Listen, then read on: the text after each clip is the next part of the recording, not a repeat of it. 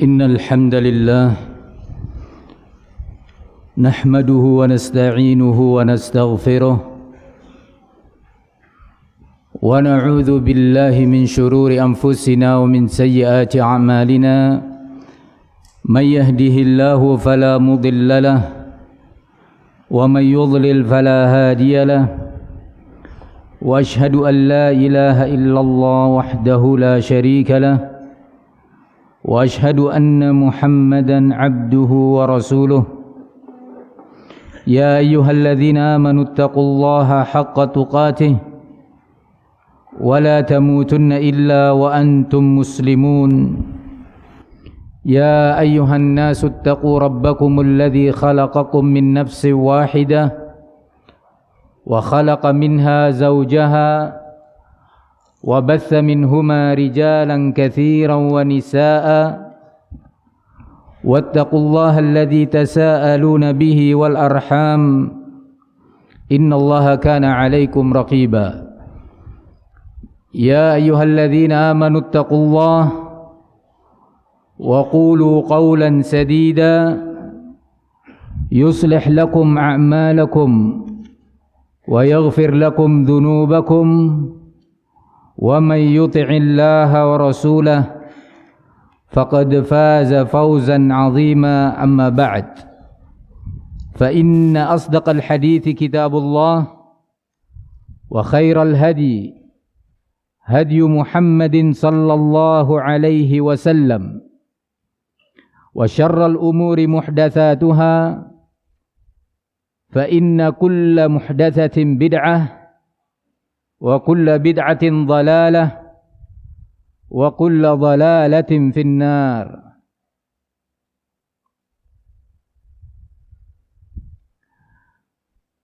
ثم أما بعد.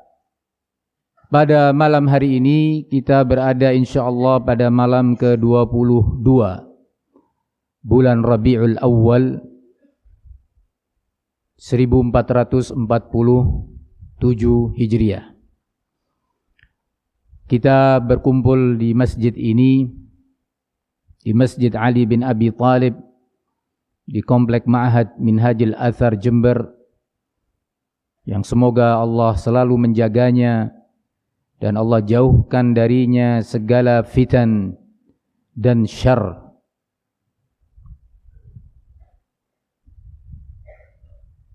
Untuk membahas salah satu pembahasan penting dalam dunia dakwah,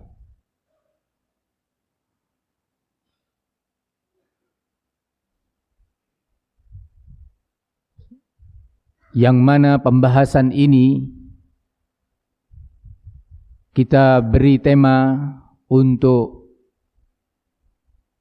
silsilah yang pertama dengan judul Mengapa kita membantah dan akan terus membantah asatidzah jumhur. Kita akan kemukakan sejumlah sebab kenapa ini harus dilakukan dan terus akan dilakukan biidznillahi ta'ala. Pertama, secara umum dan secara global, bahwa di antara pokok-pokok penting dinul Islam adalah an-nasihah. Sebagaimana dalam sabda Rasulullah sallallahu alaihi wasallam, ad-dinun nasihah. Ad-dinu an-nasihah. Bahwasanya prinsip utama dan hal yang sangat ditekankan dalam dinul Islam adalah menyampaikan nasihat.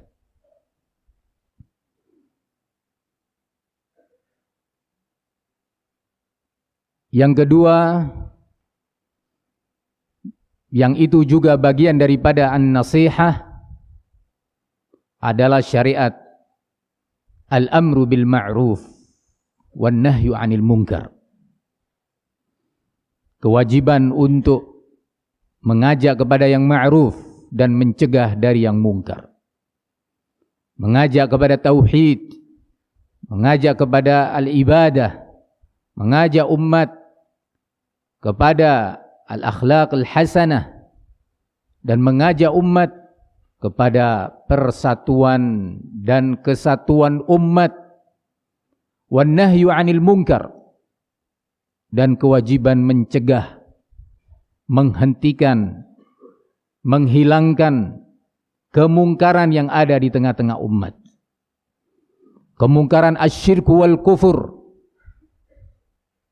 yang tertinggi, kesyirikan dan kekufuran yang tidak boleh dibiarkan.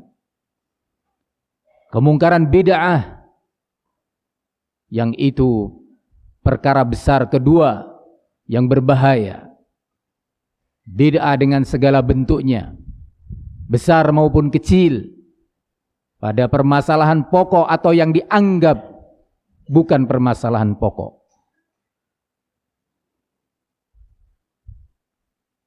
Mencegah dari perpecahan dan permusuhan di tengah-tengah umat.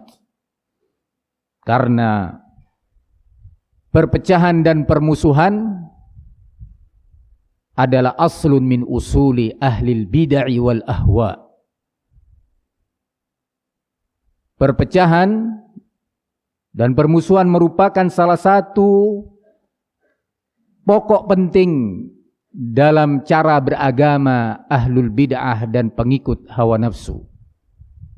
Sebagaimana al-ijtima'u atau jam' al-kalimah, bersatu dalam satu kesatuan umat, satu kesatuan ahli sunnah terkhusus, merupakan aslun min usuli ahli sunnah, salah satu dari pondasi utama ahli sunnah.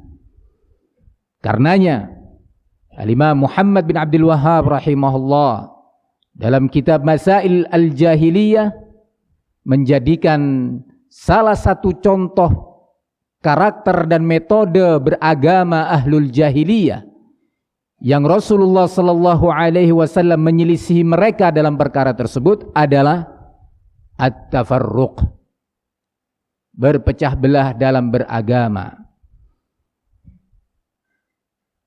Sehingga al-ijtima'u adalah sunnah. Al-ijtima' adalah sunnah yang dituntunkan oleh Rasulullah sallallahu alaihi wasallam dan ditekankan serta diwajibkan dalam syariat Islam. Sementara at-tafarruq, perpecahan, perpecahan adalah bid'ah muhdatsah. Adalah perkara bid'ah. Perkara yang diada-adakan di dalam atau di tengah-tengah umat ini. Ayyuhal ikhwah, al-amru bil ma'ruf wan nahi 'anil munkar merupakan salah satu prinsip utama dalam agama kita, agama Islam. Tidak boleh dibiarkan kemungkaran itu terus berjalan. Tidak boleh dibiarkan ahlul batil mimman yad'u ilal munkar. Tidak boleh dibiarkan ahlul batil dan orang-orang yang menyeru, mengajak, memprovokasi, melakukan kemungkaran dibiarkan begitu saja, tanpa ada yang mencegahnya dan tanpa ada yang menghentikannya.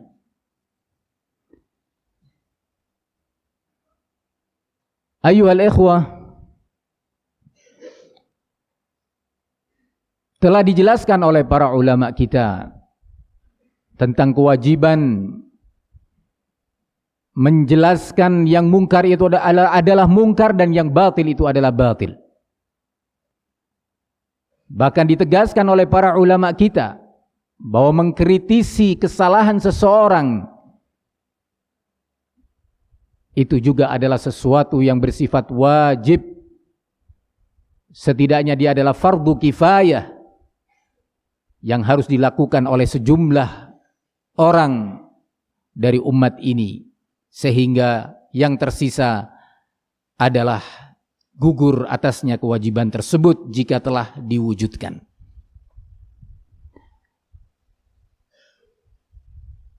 Apalagi kalau kesalahan itu bukan sekadar kesalahan yang sifatnya pribadi, yang doror serta efek negatifnya hanya kembali kepada pribadi tersebut.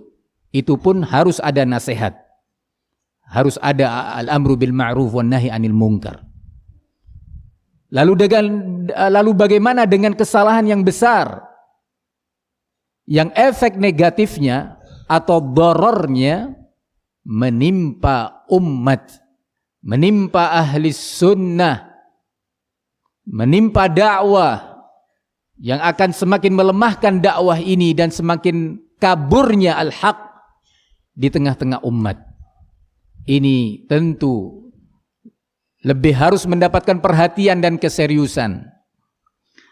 Salah satu jawaban Al-Allamah Ad-Doktor Saleh bin Fauzan Al-Fauzan hafizahullah ta'ala wa ra'ah, semoga Allah menjaga beliau dari segala kejelekan.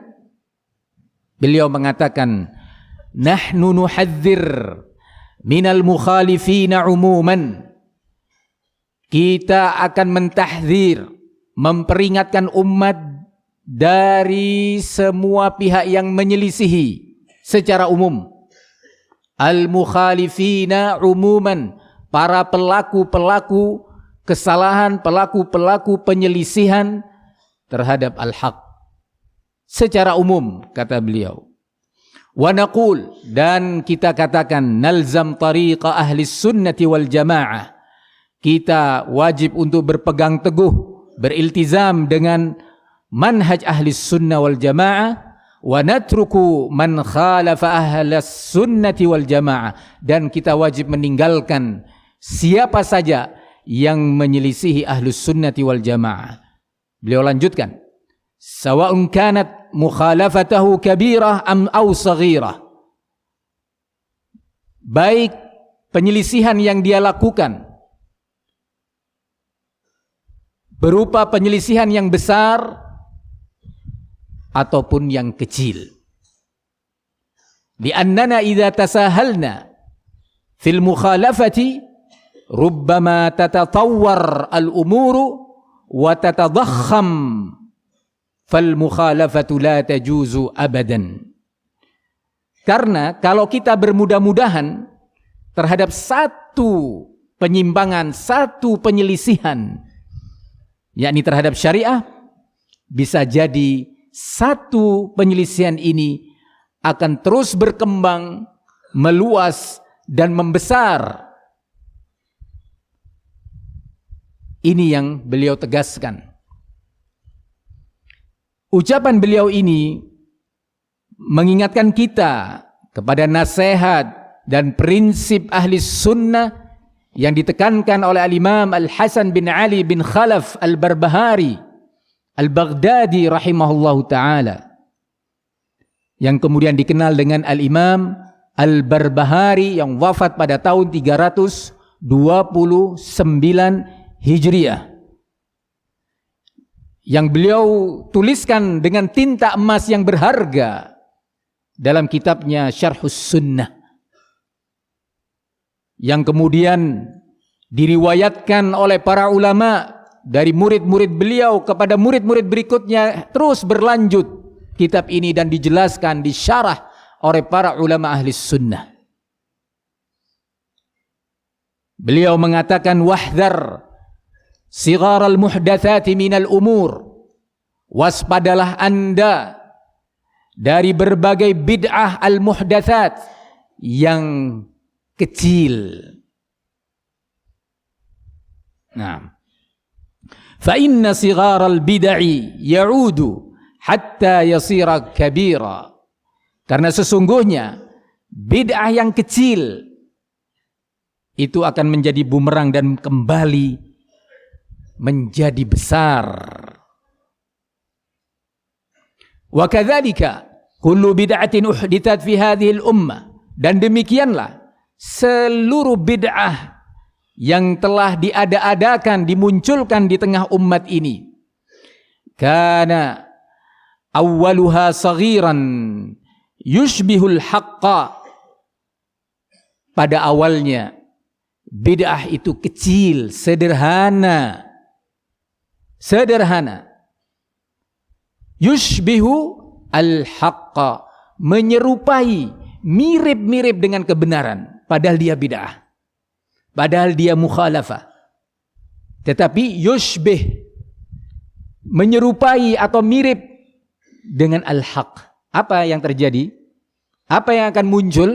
Qala rahimahullah, faghtarra bidzalika man dakhala fiha, maka tersilaukan orang-orang yang masuk atau melakukan, mengikuti bid'ah yang dianggap kecil dan menyerupai al-haq tersebut. Ightarra, sejumlah umat ini tertipu, tersilaukan terhadap bid'ah yang dimunculkan dan dianggap kecil, atau bahkan mengira dan menyangka dia adalah kebenaran. Thumma lam yastati' al-khuruj minha fa'azumat wa sarat dinan yudanu bihi fa khalafa as-siratal mustaqim. Kata beliau, kemudian bid'ah yang dianggap kecil atau sederhana itu, yang kemudian ada sejumlah orang tertipu dan tersilaukan dan akhirnya mengikutinya dan melakukannya, akhirnya orang tersebut tidak mampu melepaskan diri dari bid'ah tersebut, tidak mampu lagi untuk meninggalkannya. Kenapa? Apa sebabnya? Kita akan lihat. Wasarat dinan yudanu bihi, akhirnya bid'ah yang sederhana itu tadi pada awal munculnya menjadi sebuah akidah yang diyakini sebagai kebenaran. Fakhalafa as-siratal mustaqim, maka dia akhirnya menyelisihi as-siratal mustaqim. Dengan sebab ini, apa yang dijelaskan oleh Al-Allamah Al-Fauzan yang mengingatkan kita kepada ucapan Al-Imam Al-Barbahari rahimahullah, saya menasehatkan kepada diri saya pribadi dan seluruh ikhwah serta khususnya para talabah, dan juga tidak luput pula saya mengingatkan dan menasehatkan kepada asatidzah yang dikenal di Indonesia dengan asatidzah jumhur setelah terjadinya fitnah perpecahan yang mereka munculkan. Menasihatin semua pihak tadi untuk waspada dan berhati-hati, alal hadar, serta tidak bertasahul, tidak bermudah-mudahan terhadap sebuah bid'ah.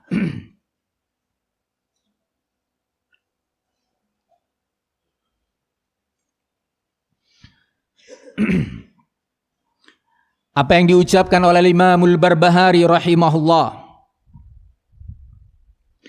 mengingatkan kita kepada sebuah hadis yang diriwayatkan oleh Imam Ahmad wa Abu Dawud dan Ibnu Abi Asim di dalam As-Sunnah, yang dihasankan atau disahihkan oleh Al-Muhaddithul Kabir Al-Imam Al-Faqih Muhammad Nasiruddin Al-Albani rahimahullah rahmatan wasi'ah, dari sahabat Muawiyah bahwasanya Rasulullah sallallahu alaihi wasallam mengatakan, wa innahu sayakhruju fi ummati aqwamun tatajara bihim tilkal ahwa kama yatajara al-kalabu bisahibihi la yabqa minhu irqun wala mafsilun illa dakhalahu. Dan sungguh akan muncul suatu kaum dari umatku yang akan masuk ke dalamnya, ke dalam kolbunya, ke dalam akidahnya al-ahwa. Qala sahib Aunil Ma'bud ay al-bid'ah. Tatajara bihimul ahwa ay tatajara bihim tilkal bid'ah. Akan masuk, merasuk ke dalam dia, ke dalam tubuhnya atau dalam kolbunya, seperti masuknya, merasuknya penyakit al-kalabu. Qala fi aunil ma'bud ay bi fathi al-kafi wal lam. Kafnya pakai fathah, lamnya juga pakai fathah. Al-kalabu, bukan al-kalbu. Kalau al-kalbu itu anjing. Tetapi al-kalabu maradun, sebuah penyakit yang menimpa anjing atau yang sejenisnya. Di mana penyakit ini kemudian dikenal dengan rabies atau penyakit anjing gila. Apabila seekor anjing dikenai penyakit al-kalabu atau rabies, dia akan terus menjulurkan lidahnya, kehausan, ya, lari ke sana kemari, tetapi dia tidak mau minum sampai dia mati. Dan penyakit rabies ini atau al-kalabu bisa menular kepada manusia dengan sebab ba'dallah tentunya gigitan anjing tersebut. Dan sama, manusia yang ditimpa penyakit rabies akan muncul gejala-gejala yang sama. Akan mengakibatkan kelumpuhan pada wajah, tangan, dan kaki. Dan dia seperti orang gila. Ini penyakit yang namanya dalam hadis al-kalabu. Innahu sayakunu fi ummati aqwamun tatajara bihim tilkal ahwa kama tatajara al-kalabu atau kama yatajara al-kalabu bi sahibihi. Bagaimana bentuknya virus ini ketika menghinggapi, menimpa seorang manusia atau seekor anjing? Rasulullah melanjutkan dalam sabdanya, la yabqa minhu irqun, tidak akan tersisa satu urat pun di dalam tubuh, wala mafsilun, atau satu sendi pun, kecuali akan dimasuki oleh virus rabies ini tadi. Benar-benar menguasai tubuhnya. Ayyuhal ikhwah, kondisi ini, yaitu al-kalabu di sini adalah al-ahwa. Al-ahwa di sini dijelaskan oleh ulama adalah al-bid'ah, berbagai bentuk bid'ah. Permisalan ini mengingatkan kita pada salah satu ayat dalam surat Al-A'raf. Allah Subhanahu wa taala berfirman, "Watlu 'alaihim naba'al ladzi atainahu ayatina fansalakha minha." Dan bacakan wahai Muhammad kepada mereka tentang kondisi seseorang yang telah datang kepadanya atau kita berikan kepadanya ayat-ayat kami, dalil-dalil dan hujjah-hujjah. Fansalakha minha, tetapi dia meninggalkan dalil-dalil tersebut. Dia memisahkan diri, menjauhkan dirinya dari dalil-dalil tersebut. Dia sendiri yang menjauh dari hujjah. Insalakha, pergi meninggalkan, memisahkan diri dari dalil, dari hujjah. Apa yang terjadi berikutnya? Fa'adba'ahu syaitan. Kemudian dia diikuti oleh syaitan akibat perbuatannya tadi. Akibat menghindar dan menjauh dari hujjah. Fakana minal ghawin. Dan akhirnya dia termasuk menjadi orang-orang yang sesat. Hujjah sudah datang, dalil sudah sampai. Tetapi dia insalakha, memisahkan diri dan menjauhkan diri dari dalil dan hujjah. Akhirnya dihukum, syaitan mengikuti dia, terus menggiringnya. Fakana minal ghawin, dan akhirnya dia tergolong orang-orang yang sesat. Walau syi'na la rafa'nahu biha. Kalau seandainya kami kehendaki memang kondisi orang pengikut hawa nafsu ini tadi, kami akan selamatkan dia, kami akan tinggikan derajatnya kalau dia mau meninggalkan hawa nafsu dan mengikuti dalil-dalil serta hujjah. Qala walakinnahu akhlada ilal ardi wattaba'a hawa. Tetapi sayang, dia sudah terlalu condong kepada dunia dan cenderung mengikuti bisikan hawa nafsunya. Berat kondisinya, sulit sudah menguasai kolbunya, dunia, hawa nafsu dengan segala bentuknya, dunia dan hawa nafsu. Nah, famathaluhu kamathalil kalbi in tahmil alaihi yalhath au tatrukhu yalhath. Perumpamaan orang yang seperti ini, siapa dia? Orang yang telah datang kepadanya hujjah, dalil, tetapi memisahkan diri, memaksakan menjauhkan diri darinya dan meninggalkan dalil, kemudian diikuti oleh syaitan dan condong kepada dunia serta mengikuti hawa nafsu. Perumpamaannya bagaikan seekor anjing yang menjulurkan lidahnya. Apabila kau hardik dia, kau usir anjing ini, dia tetap akan menjulurkan lidahnya karena sudah hawa nafsu. Au tatrukhu yalhath, atau kau biarkan dia, tidak kamu hardik, dia tetap akan menjulurkan lidahnya, yakni dengan nafas yang terengah-engah karena hubbud dunia dan mengikuti hawa nafsu tadi. Subhanallah, hadis ini mengingatkan kepada ayat yang di dalam surat Al-A'raf. Para pengikut hawa nafsu, orang-orang yang meninggalkan al-haq, menjauhi dalil dan hujjah. Semoga Allah lindungi ana dan antum semuanya serta seluruh ahli sunnah dari penyakit ini. Ayyuhal ikhwah, kita berharap rangkaian nasihat ini bisa menyentuh kalbu orang-orang yang mau mendengarkan nasihat dan menghentikan dari kezalimannya, dari kemungkarannya, terkhusus para asatidzah. Kami akan terus menyampaikan nasihat dan kritikan dengan sejumlah dasar dan alasan. Tadi telah kita sebutkan sebagiannya. Berikutnya, al-asatidzah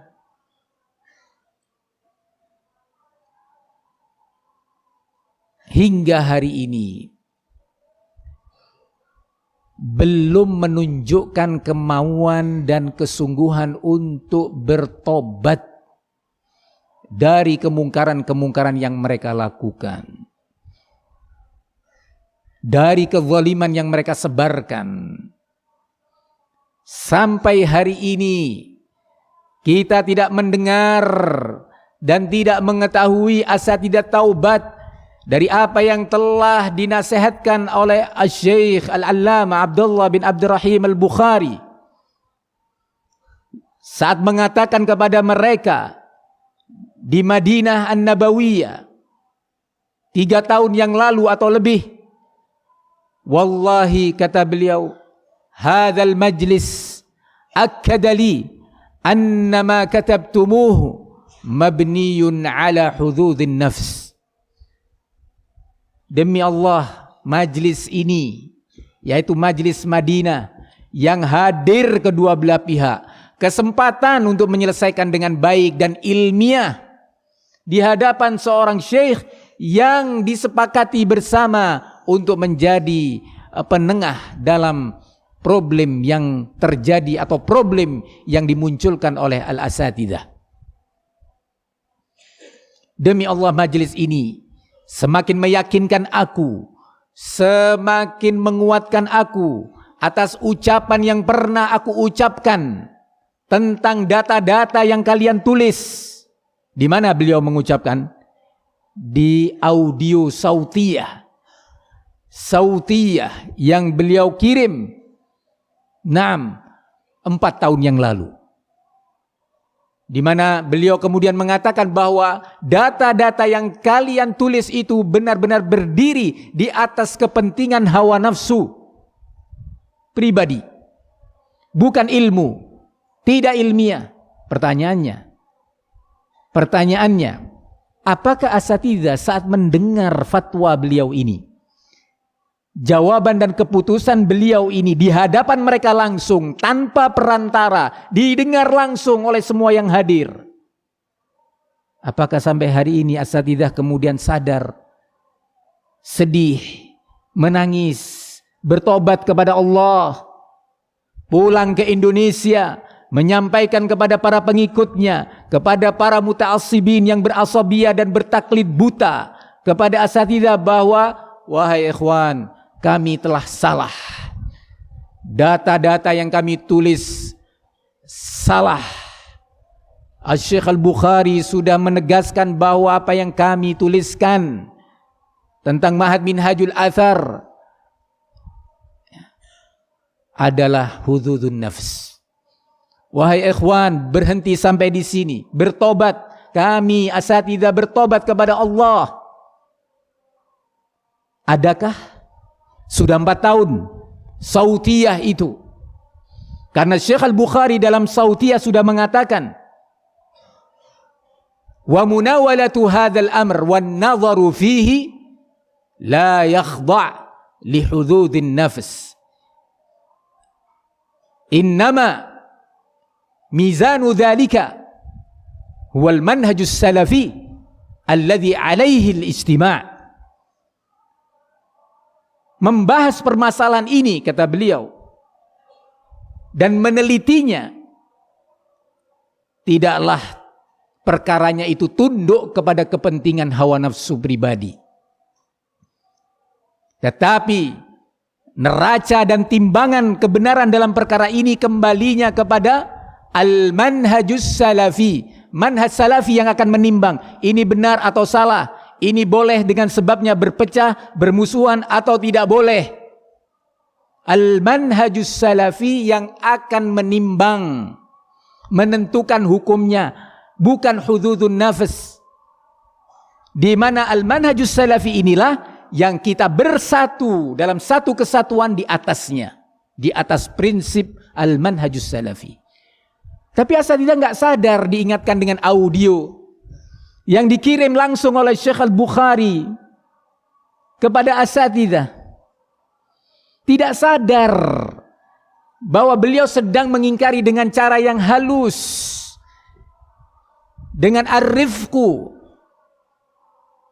Beliau tidak mengatakan saat merekam suaranya di audio tersebut bahwa kalian berada di atas hawa nafsu, atau data-data yang kalian kirim itu berdiri di atas hududun nafsi. Enggak. Beliau tidak mengatakan itu. Dengan bahasa yang baik, beliau mengatakan seperti yang tadi telah dinukilkan. Ternyata asatidzah tidak sedikit pun mempedulikan dan menghiraukan nasihat dan fatwa Syekh Abdullah Al-Bukhari. Mereka terus melakukan provokasi perpecahan. Mereka terus mendoktrinkan kebencian-kebencian di tengah salafiyin, di berbagai tempat, di berbagai kota, di berbagai kesempatan. Tidak berhenti. Hingga hari ini kami belum mendengar mereka bertobat. Dari apa saja? Baru satu yang saya sebutkan. Dari fatwa yang telah ditegaskan oleh Syekh Bukhari dengan nada marah di Madinah, dengan nada tegas di masjid, di salah satu masjid di Madinah, dihadiri oleh kedua belah pihak. Sampai hari ini kita tidak mendengar, tidak mengetahui mereka bertobat dan menghentikan langkah-langkahnya yang salah dan berbahaya itu. Ini adalah alasan berikutnya. Kenapa atau mengapa kita akan terus membantah al-asatidzah dan menjelaskan kemungkaran-kemungkaran yang mereka lakukan di tengah-tengah salafiyin. Belum lagi tuntutan tobat dari sejumlah kemungkaran, kebatilan dan kebohongan yang mereka lakukan. Perlu diketahui bahwa di antara musibah yang menimpa dan fitnah yang menimpa asatidzah adalah penyakit berbohong. Yang ana bersama asatidzah yang bersama ulama, baik yang ada di ma'had kita, Ustadzuna Ustadz Raifi, Ustadzuna Ustadz Hamzah, dan yang lainnya dari asatidzah di ma'had ini yang tidak bisa disebut satu persatu. Begitu juga para ustadz yang ada di luar ma'had kita dari asatidzah afadil, Al-Ustadz Abu Jundi di Banjarsari Ciamis, Al-Ustadz Harisman dan Ustadz Sofyan di Keraksan, Al-Ustadz Ali Mahdi di Purwakarta, Al-Ustadz Abu Fuad, Al-Ustadz Musa yang sekarang berada di Timika, dan sejumlah asatidzah. Semuanya memang menyimpulkan bahwa asatidzah benar-benar kena fitnah al-kadzib, fitnah berbohong. Tidak tanggung-tanggung berbohongnya itu terbagi. Ada kebohongan-kebohongan yang dilakukan oleh asatidzah atas nama ulama. Perhatikan, ini satu, dan ini akan menjadi topik tersendiri, karena silsilah ini insyaallah akan dibahas topik per topik biiznillah dalam durasi waktu yang singkat insyaallah. Sekarang adalah pemaparan alasan-alasan kenapa tema ini harus dilakukan. Tadi saya katakan salah satu penyakit yang menimpa asatidzah adalah al-kadzib, berbohong atas nama ulama. Maksud atas nama apa? Yakni mengatasnamakan ulama. Yang kedua, kebohongan atau berbohong di hadapan ulama, baik secara langsung ataupun melalui surat yang mereka kirim. Berbohong kepada ulama. Kalau tadi berbohong atas nama ulama. Yang ketiga, berbohong atas nama Ma'had Minhajul Athar Jember. Dan yang berikutnya berbohong atas nama beberapa ustadz, termasuk ana pribadi. Sejumlah dan sederetan kebohongan-kebohongan. Berbohong atas nama beberapa situs kita. Kebohongan demi kebohongan, kebohongan demi kebohongan, kadzibun ba'da kadzibin, kadzabat tablughul afaq. Kebohongan ditambah kebohongan, kebohongan berganti kebohongan, terkumpul sampai kebohongan itu sampai ke berbagai penjuru ufuk bumi ini. Dan ini tentu akan ada pembahasan satu persatu. Semoga Allah mudahkan. Ayyuhal ikhwah, ini sejumlah alasan yang mendorong kita untuk berbicara. Sampai hari ini, di mana Syekh Abdullah Al-Bukhari telah menyebutkan bahwa apa yang kalian tulis itu tidak boleh menjadi sebab perpecahan dan permusuhan. Tidak boleh. Pertanyaannya, apakah asatidzah bertobat? Jawabannya tidak. Hingga hari ini asatidzah terus memprovokasi dan mendoktrin salafiyin untuk berpecah dan bermusuhan. Sehingga yang seperti ini tidak boleh dibiarkan. Yang seperti ini tidak boleh didiamkan. Syekhuna Rabi' Al-Madkhali rahimahullah, dalam sejumlah nasihatnya beliau mengatakan, atau bahkan sebelum itu, Al-Allamah Al-Mufti Abdul Aziz bin Baz mengatakan, wa mata sakata ahlul haqqi an bayani akhta'il mukhti'in wa aghlati al-ghalitin lam yahsul minhum ma amara Allah bihi min ad-da'wati ila al-khairi wal amri bil ma'rufi wan nahyi 'anil munkar. Dan ketika ahlul haq diam, tidak mau menjelaskan kesalahan orang-orang yang salah, tidak mau menjelaskan orang-orang yang jatuh dalam kesalahan, maka belum terwujud dari mereka, dari ahlul haq tersebut, apa yang telah disyariatkan atau diperintahkan oleh Allah untuk diamalkan terkait perkara dakwah ini. Dakwah mengajak kepada kebaikan. Belum terwujud pula dari mereka, dari ahlul haq, amalan al-amru bil ma'ruf wan nahyu 'anil munkar. Wa ma'lum ma yatarattab 'ala dhalika min ithmi as-sakit min inkaril munkar wa baqa'il ghalit 'ala ghalatihi wal mukhalif lil haqqi 'ala khata'ihi wa dhalika khilaf ma syara'ahu Allah subhanahu wa ta'ala minan nasihati wat ta'awun 'alal khairi wal amri bil ma'ruf wan nahyi 'anil munkar wallahu waliyut taufiq. Dan telah diketahui bersama bahwa ketika diam, tidak mau menjelaskan kesalahan orang-orang yang salah, akan muncul di balik itu dosa bagi orang-orang yang diam untuk melakukan ingkar mungkar. Diam, tidak mau mengkritisi kesalahan orang-orang yang salah, sehingga orang yang salah tetap di atas kesalahannya, dan orang yang menyelisihi al-haq tetap dalam kondisi menyelisihi al-haq di atas kesalahannya tersebut. Dan tentu ini semua menyelisihi syariat Allah subhanahu wa ta'ala yang Allah syariatkan berupa kewajiban nasihat, kewajiban berta'awun di atas al-khair, serta kewajiban al-amru bil ma'ruf wan nahyi 'anil munkar.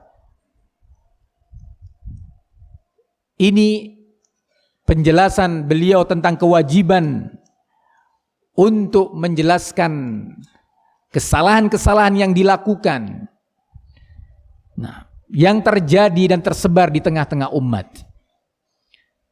Ayyuhal ikhwah, nasihat ini pula dan topik ini kita sampaikan agar tujuannya biiznillah untuk mengurangi beban dosa orang-orang yang mengajak kepada perpecahan, orang-orang yang mengajak dan memprovokasi kepada dosa permusuhan. Ya. Sesungguhnya Allah tidak diam, dan itu bukan tanpa balasan. Di dalam surat An-Nahl, Allah subhanahu wa ta'ala berfirman, liyahmilu awzarahum kamilatan yawmal qiyamah wa min awzaril ladzina yudhillunahum bighairi ilmin ala sa'a ma yazirun. Agar mereka